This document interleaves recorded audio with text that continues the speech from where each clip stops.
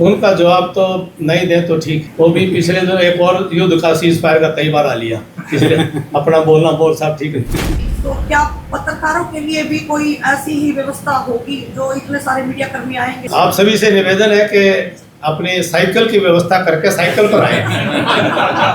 क्योंकि मैं आपकी बिरादरी का हूँ, मैं इसलिए थोड़ा आपसे इतनी बात कर ले, क्योंकि मामा के लड़के से सुबह बात हुई तो मैं भी तारा जींद का भाई पांचा हूँ।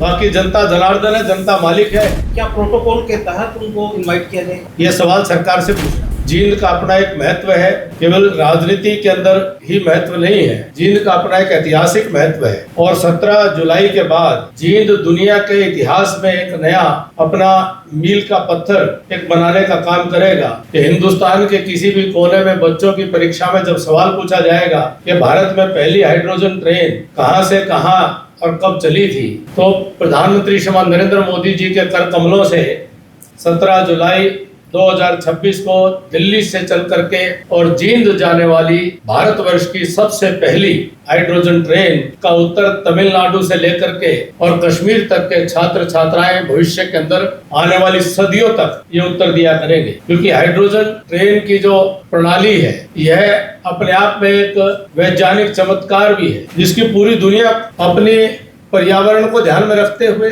और साथ साथ ईंधन की कीमतों को ध्यान में रखते हुए नई तकनीक के माध्यम से जो सामान्य जन के लिए पूरी दुनिया के अंदर ऐसा कौन सा फ्यूल हो सकता है जो स्थायी समाधान बने पर्यावरण की दृष्टि से भी और खर्च की दृष्टि से भी, उसमें सबसे महत्वपूर्ण हाइड्रोजन के ऊपर पूरी दुनिया ने आस लगाई हुई है। और भारतीय रेल ने यह चमत्कार करके दिखाया और प्रधानमंत्री जी ने इसका फैसला कि पहली ट्रेन दिल्ली से लेकर के जींद तक जाए, ये हम सब के लिए बहुत बड़े सौभाग्य की बात है।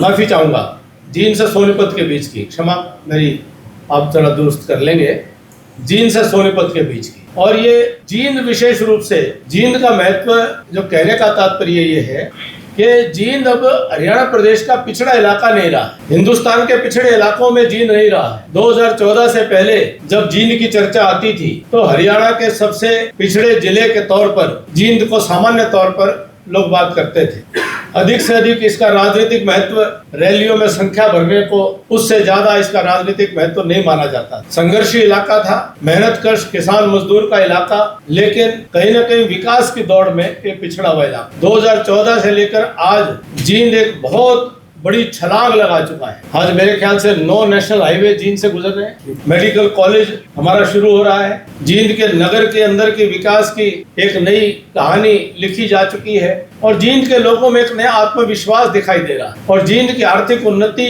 की रेल जो है वो भी चल पड़ी है और हाइड्रोजन ट्रेन का आना वो जींद की आर्थिक उन्नति को और ज्यादा तेज करने का काम करेगा कि जींद रेल के माध्यम से सीधा बड़े औद्योगिक नगरी के साथ में जुड़ने का काम करें। और मोदी जी का जींद के प्रति और हरियाणा के प्रति अपने आप में एक लगाव हम सब से छुपा नहीं है। जब वो हरियाणा प्रदेश में और इस क्षेत्र में संगठन मंत्री के नाते और प्रभारी के नाते भी रहे तो पूरे इलाके का उन्होंने प्रवास किया हुआ है और उनको इस पूरी धरती से ही कहीं ना कहीं प्यार है। मुझे स्मरण होता है कि जब 2013 में उन्होंने लोकसभा चुनाव से पूर्व अपने प्रधानमंत्री के तौर पर चुनाव अभियान का श्री गणेश करने की जब विचार किया तो उसका पहला कार्यक्रम उन्होंने हरियाणा प्रदेश को और पूर्व सैनिक और अर्ध सैनिक बल उनके एक बड़ी विशाल रैली रेवाड़ी के अंदर उन्होंने आयोजित करने का काम किया और हम सब कार्यकर्ताओं को सौभाग्य मिला, संयोजक के नाते मुझे भी वो अवसर मिला कि 15 सितंबर 2013 को एक ऐतिहासिक रैली रेवाड़ी में हुई और चूंकि पूर्व सैनिक हूँ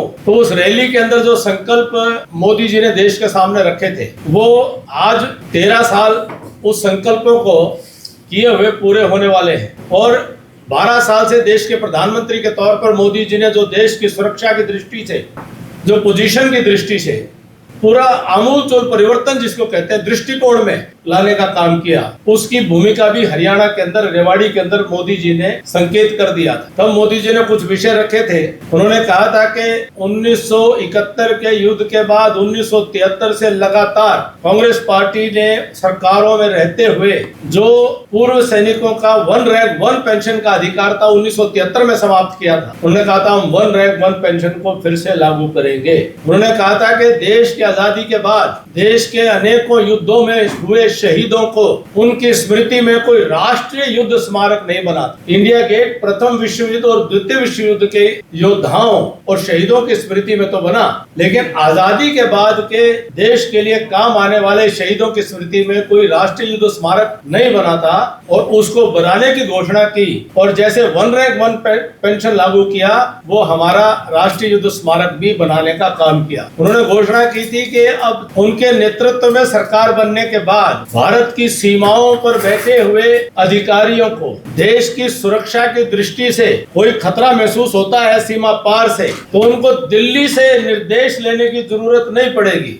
और इसका परिणाम ये हुआ है कि अब भारत के सीमाओं पर तैनात अधिकारी उनको देश की सीमा के अंदर का आने वाला खतरे की वो इंतजार नहीं करते।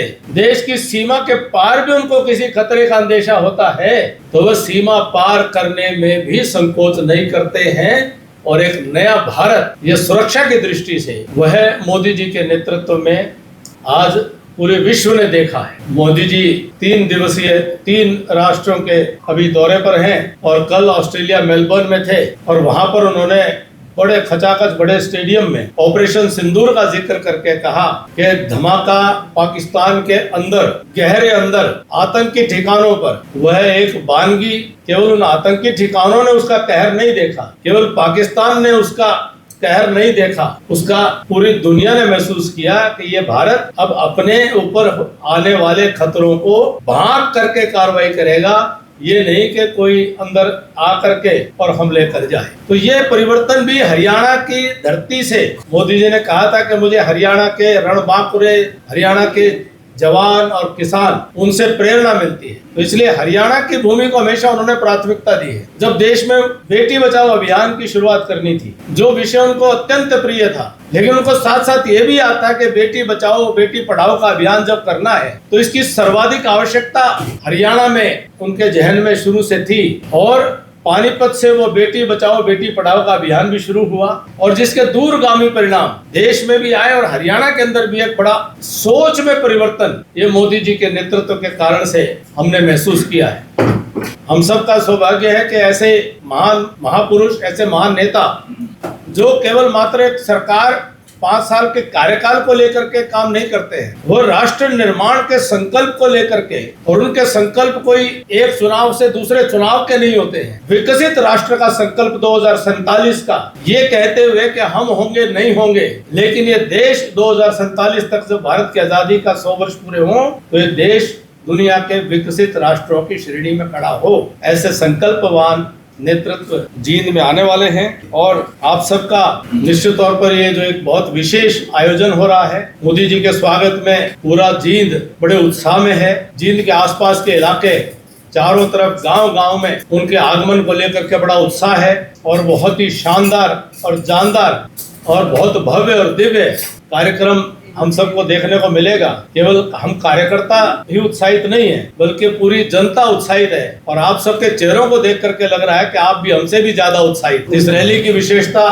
आपके ध्यान में लाई गई है। मैं दोहराने वाला विषय मैं अवॉइड करना चाह रहा था, लेकिन फिर भी इस रैली की एक विशेषता ये है कि चूंकि ये हाइड्रोजन ट्रेन का मामला है तो इसकी विशेषता ये है कि रैली भी पर्यावरण को ध्यान में रखते हुए इको फ्रेंडली रैली जो है वो शायद विश्व में एक नया प्रयोग है। मोदी जी की पहचान नवाचार से है, इनोवेशन से है, जिसको इंडोनेशिया के राष्ट्र प्रमुख प्रबोवो साहब ने भी कहा कि मैं मोदी जी के कार्यक्रमों को देख करके उनको कॉपी करता हूँ। मोदी जी कुछ नया करते हैं, कुछ नया सोचते हैं। इस रैली को भी इको फ्रेंडली ये रैली हो, इस सोच के साथ सब लोग लगे हैं। बाकी जन सामान्य, क्योंकि जनता का इतना उत्साह है, हम जनता से भी अपील करते हैं कि आप भारी से भारी संख्या में आए, पर हमारा निवेदन आग्रह है आयोजक के नाते से कि आप इको फ्रेंडली साधनों से ही आए, ऐसा हम जनता से निवेदन करते हैं। बाकी जनता जनार्दन है, जनता मालिक है। हमारा प्रयास है कि ये पूरी तरह से इको फ्रेंडली रैली हो। कैप्टन जी,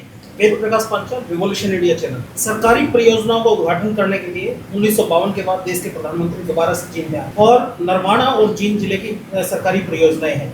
वहाँ के जो माननीय सांसद हैं, क्या प्रोटोकॉल के तहत उनको इनवाइट किया जाए? यह सवाल सरकार से पूछना और बताएं। अगला मलिक साहब। आपने अभी कहा था कि प्रधानमंत्री जी ने देश की सेना को छूट दे दी है कि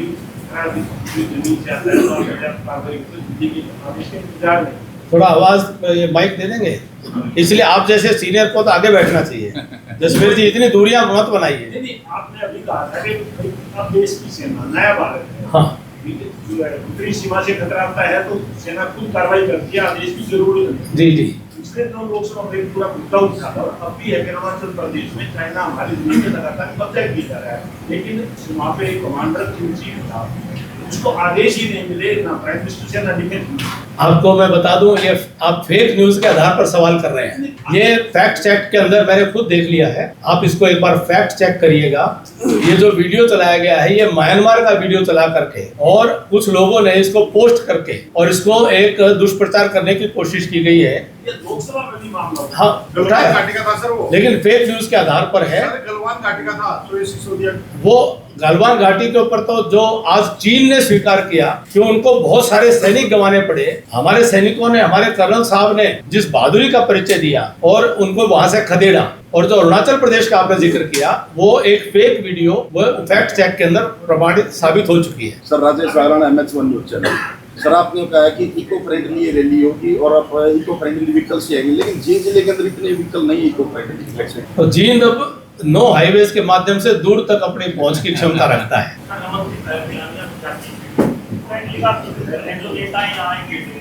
पार्टी के नेता है या गांव बुलाया जाएगा, जैसे सवाल इन्होंने किया है कि साधन नहीं है, इलेक्ट्रिक कैसे। देखो जहाँ तक हमारी कोशिश है आयोजकों के नाते से, ये ज्यादा से ज्यादा इको फ्रेंडली साधन जो हैं उनके माध्यम से लोग आए, CNG व्हीकल से आए, इलेक्ट्रिक व्हीकल से आए, इधर उधर से अपना प्रयास करके लाएं। हम जनता जनार्दन से भी यही प्रार्थना करते हैं, क्योंकि देखो आना तो जनता ने है, आयोजकों का प्रयास है। अब जनता जनार्दन भी इस बात का ख्याल रखे। हमारा निवेदन है कि जो मोदी जी है वो एक पार्टी के बंधे हुए नहीं है, एक सरकार के। मोदी जी को अब हिंदुस्तान ही नहीं दुनिया के लोग प्यार करते हैं। उनको प्यार करने वाले, चाहने वाले, उनको सुनने की इच्छा रखने वाले लोग वह कोई रोक नहीं सकता, वह लाखों की संख्या में आ सकते हैं। इसीलिए हमारा उनसे निवेदन है कि कृपया करके इको फ्रेंडली साधनों से ही आए और मोदी जी के संकल्प को पूरा करने में सहयोग दें। मंत्री जी मैं ज्योति रोहिला। चार्जिंग स्टेशन भी लगाए जाएंगे, जैसे गाड़ियां दूर से आएंगी, कोई गाड़ी बंद हो गई, जैसे इलेक्ट्रिक साधन को चार्ज होगा। ये समाज अपने तरीके से लगा हुआ है और समाज का कार्यक्रम है। समाज में अनेकों प्रकार के सहयोगी लोग रहेंगे, अनेकों प्रकार की सुविधाएं रहेंगी। तो ये तो बहुत सारी, कोई छबील लगा लेता है, कोई प्रसाद वितरण करता है, तो समाज का कार्यक्रम है, समाज का सहयोग मिलेगा। हाँ भाई मैं ज्योति रोहिला सर कंटिन्यू। मेरा एक सवाल है कि इको फ्रेंडली रैली है तो क्या पत्रकारों के लिए भी कोई ऐसी ही व्यवस्था होगी जो इतने सारे मीडिया कर्मी आएंगे चारों तरफ? आप सभी से निवेदन है कि अपनी साइकिल की व्यवस्था करके साइकिल पर आए। जो पैदल आ सकते हैं पैदल आए। आप सभी से विनम्रता पूर्वक निवेदन है। बाकी मीडिया के व्यवस्था, मीडिया के सहयोगी तो ये अपनी व्यवस्था आपको बताएंगे। क्योंकि मैं आपकी बिरादरी का हूँ, मैं इसलिए थोड़ा आपसे इतनी बात कर ले। किसी और का कोई सवाल?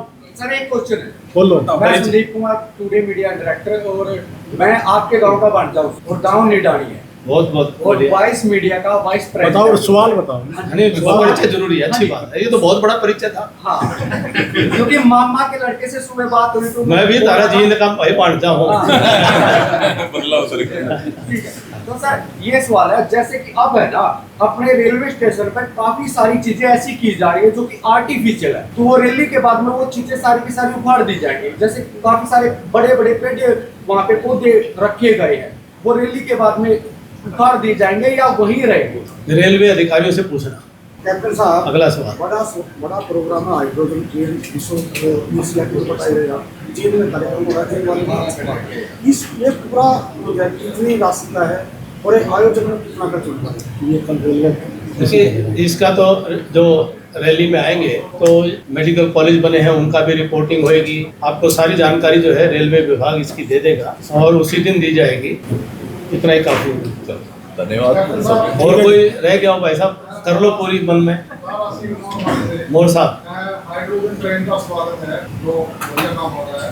आप पूर्व सैनिक रहे हो, जैसे आपने खुद बताया, और आपने कहा कि सेना को छूट दी है मोदी जी ने। जब इस बार की घोषणा करते हैं ट्रम्प और उसको कई बार दोहराते हैं, तो कम से कम 70 बार। इसका क्या जवाब दोगे? उनका जवाब तो नहीं दे तो ठीक। वो भी पिछले जो एक और युद्ध का सीज फायर का कई बार आ लिया। इसलिए अपना बोलना बहुत साहब ठीक है। चलिए बहुत बहुत धन्यवाद आपका। बहुत बहुत धन्यवाद सर जी। आप सबके भोजन की व्यवस्था है आपको